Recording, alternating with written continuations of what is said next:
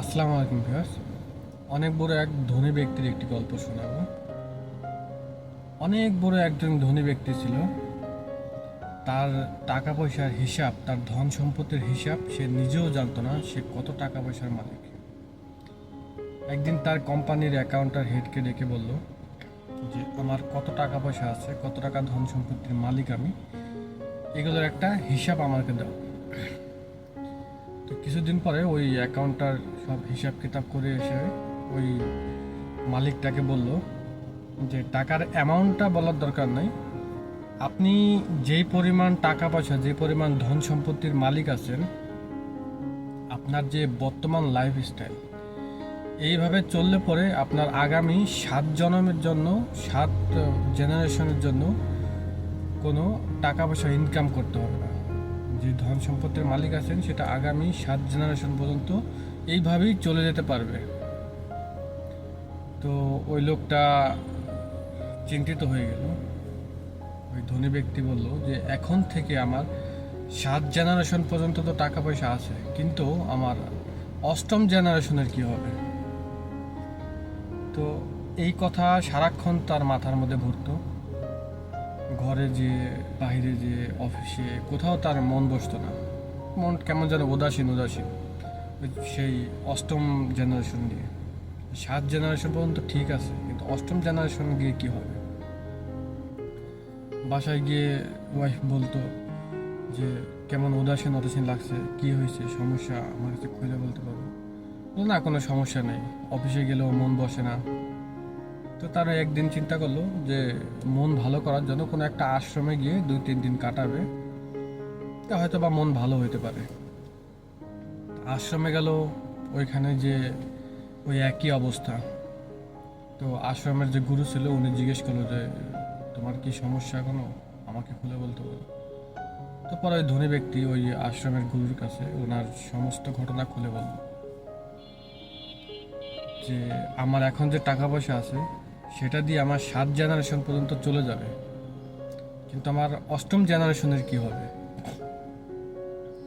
তো ওই আশ্রমের ওই গুরু বলল যে বাস এইটুকুই, এর জন্য খুব সিম্পল একটা সমাধান আছে। তো আশ্রমের গুরুজি বলল যে তুমি অমুক এক বস্তির ওই কোনায় যায় দেখবে একজন বৃদ্ধা মহিলা, তো ওনাকে তুমি গিয়ে স্রেফ ½ কিলো আটা দিয়ে আসবা, বাস এইটুকুই কাজ। তো ওই ধনী ব্যক্তি বললো বাস এটুকুই কাজ করলে পরে আমার সব সমস্যার সমাধান হয়ে যাবে? তো ওই আশ্রমের গুরু বললো যে হ্যাঁ, তুমি শুধু ওই বৃদ্ধা মহিলাকে ½ কেজি আটা দিয়ে আসবে।